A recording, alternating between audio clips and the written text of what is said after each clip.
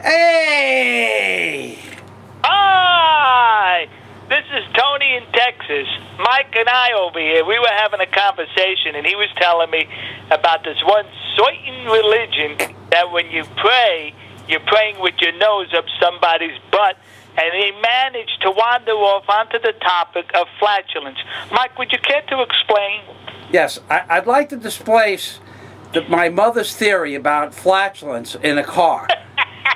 What do you mean flatulence? That's not the word you used when you were talking to me. Well, I was talking about my mother flatulating, Tony. I wasn't going to... Sorry. All right, well, okay, when my mother farts, when she used to... Your mother, our mothers don't fart, they flatulate. That's right, my mother... fart and we fart, but not our mothers. That's right. Well, when my mother used to flatulate in the car, she would make it so it didn't sound like anything. And then if it smelled... Wait a minute. You remember back then when your mother was passing wind? She was a big flatulator. Wait, so these are your childhood memories? This is how I remember my mother. Passing wind in the car? That's right. We used to take a lot of... Did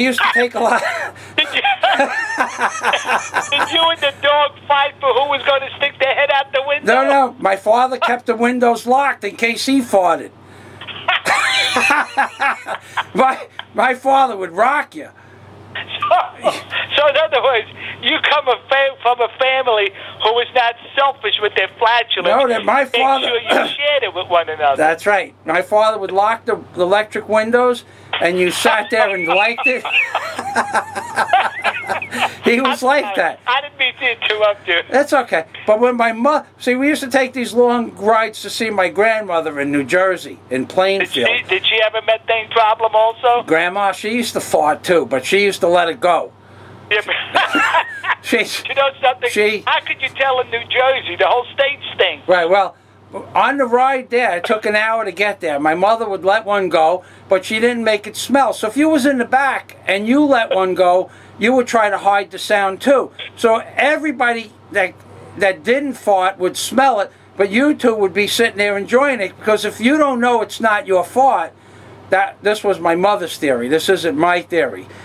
She says, as long as you don't know it's not yours, you could sit there and enjoy it. I mean, that's how Mom... Oh, wait a minute. Yeah? So you and your mother had conversations on flatulence and methane gas being passed by one another, right? My mother was very open.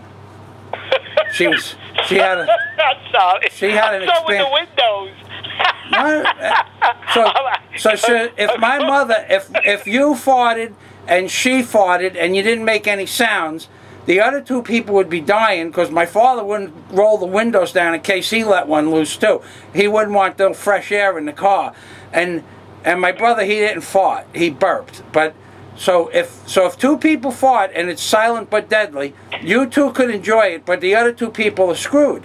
And that's like when you go and you pray, if you're on your knees praying and you have your head stuck up somebody else's ass, it's the same thing.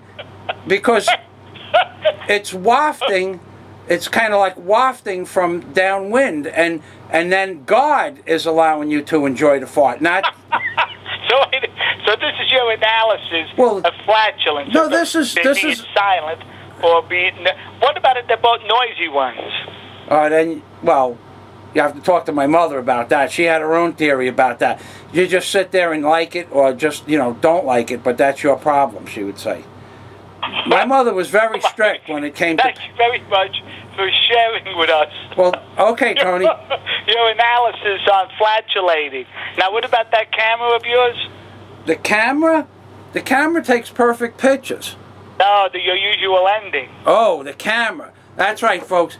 You know who this is. This is Michael Fazio from Key Largo, telling you just why my mother thought the way she did was something that you'd have to have an expanded consciousness for. And I need to get a bigger camera.